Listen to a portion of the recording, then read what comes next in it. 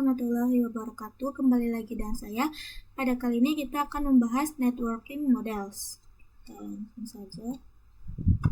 Di sini terdapat 4 materi, yaitu konsep, TCP atau IP model, lalu encapsulation dan decapsulation, lalu yang terakhir ada OSI layer model. Nah, jadi networking model itu sangat melekat dengan jaringan komputer, di mana perangkat komputasi yang saling terhubung serta dapat bertukar data dan berbagi sumber daya satu sama lain. Nah, jadi apakah networking model itu sama dengan jaringan komputer? Jawabannya tidak, karena networking model itu hanya sebuah aturan yang mendefinisikan bagaimana kumpulan komputer agar bisa saling berkomunikasi. Jadi setiap vendor memiliki aturan untuk saling berkomunikasi dengan vendor-vendor yang lain, itu dinamakan networking model. Nah, untuk saat ini open standard networking models yang tersedia dan terkenal ada 2, yaitu TCP atau IP model dan OSI model. Nah, di sini terdapat tulisan yaitu OSI model dan TCP atau IP model. OSI model dibuat oleh International Organization of Standardization atau ISO. Nah, untuk TCP atau IP model yaitu dibuat oleh Department of Defense atau DoD. Oke, kita lanjut. Nah, sebelum adanya networking model, jadi sebuah vendor-vendor atau seluruh vendor itu membuat aturan tersendiri, membuat network tersendiri. Nah, pada tahun 1974, IBM membuat sistem arsitektur network atau SAN. Jadi sebuah vendor itu tidak dapat saling berkomunikasi sebelum adanya aturan networking model.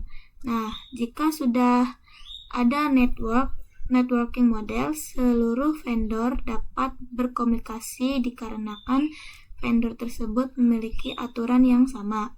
Nah, seperti di contoh, di sini vendor 1 itu Mikrotik, lalu ada IBM, lalu TCP. Ini dapat saling berkomunikasi. Di sini ada TCP IP model, yaitu merupakan jenis networking yang saat ini sering digunakan, lalu mendefinisikan suatu protokol agar antar komputer utama yang berbeda network bisa saling berkomunikasi.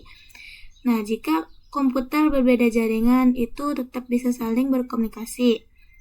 Nah, setiap networking model dipecah menjadi 2 bagian kecil yang disebut layer. Secara dokumentasi, TCP atau IP model terdiri dari 4 layer, namun penerapan dalam real networks TCP atau IP model lebih mudah untuk dibagi menjadi 5 layer.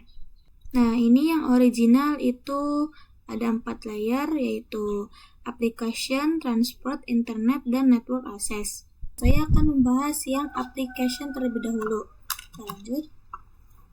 Berhubung sebagai antarmuka dengan aplikasi. Nah, seperti klien ingin meminta atau merequest ke server, nah lalu server akan meresponnya ke klien, seperti responnya error ataupun berhasil. Nah, contoh service dari application layer seperti HTTP, PHP, PHP3, SMTP, IMAP, SSH, dan sebagainya. HTTP digunakan ketika kita mengatur sebuah web server seperti yang saya katakan tadi. Klien akan meminta atau merequest HTTP ke server, lalu server akan merespon ke klien. Oke, kita lanjut. Di sini ke transport layer. Fungsi dari transport layer ini memberikan data application layer atau transfer data. Nah, transport data layer terdapat 2 protokol yang sering digunakan, yaitu TCP atau UDP. Nah, TCP ini lebih handal atau bisa digunakan berbagai fungsi. Nah, TCP digunakan untuk IP karena support error checking. Jika IP kalian error, bisa dicek. Nah, UDP ini lebih cepat kecepatan mengaksesnya. UDP digunakan untuk video streaming, games, dan aplikasi lain yang membutuhkan kecepatan data. Nah, di sini ada gambar, yaitu web browser ingin mengirim informasi lewat HTTP header dan TCP header. TCP header ini sebagai segmen. Nah, jika ingin mengirim website, tidak bisa langsung mengaksesnya, bisa error bisa dengan error atau kesalahan karena jaringan ataupun yang lainnya. Oke, kita lanjut ke network layer. Yang pertama hanya terdapat satu contoh, yaitu IP. IP menyediakan dua fitur yang sangat penting, yaitu addressing dan routing, guna berfungsi untuk menangani konektivitas dan pemilihan jalur. Setiap address perangkat jaringan memerlukan address yang unik. Addressing merupakan IP address perangkat itu sendiri. Routing merupakan sebuah fitur yang disediakan oleh IP bagian network layer guna mengatur lalu lintas data yang akan dikirim ke address tujuan. Nah, di sini ada contoh gambar PCA dan PCB. PCA IP-nya 192.168.1.1, PCB 192.168.1.2. PCA ini dapat terhubung ke PCB dengan cara merouting IP address-nya. Kita lanjut. IP terdapat dalam network layer ketiga, OSI. IP digunakan untuk komunikasi perangkat jaringan. Terdapat dua jenis IP address, yaitu yang pertama IP versi 4, pengalamatan 32 bit terbagi menjadi 4 blok, setiap blok ada 8 bit. Untuk IP versi 6, pengalamatan 128 bit terbagi menjadi 8 blok. Setiap blok ada 16 bit. Oke, kita lanjut. Nah, di sini ada TCP, IP, data link layer, dan physical layer. Data link layer mendefinisikan protokol yang dibutuhkan pada physical layer. Physical layer mendefinisikan coupling pada suatu jaringan komputer apa yang digunakan untuk penghubung device. Nah, contoh di sini perangkat PCA dan perangkat PCB itu perangkat apa yang digunakan untuk menghubungkan perangkat tersebut, mau baik kabel maupun nirkabel. Fitur yang ada di dalam data link ialah FCS, frame check scans, yaitu mendeteksi error tanpa perbaikan. Addressing yang digunakan pada data link ialah MAC address. Jadi data link layer dan physical layer itu mendefinisikan apa yang ada di layar tersebut. Oke, kita lanjut. Kita lanjut ke encapsulation dan decapsulation.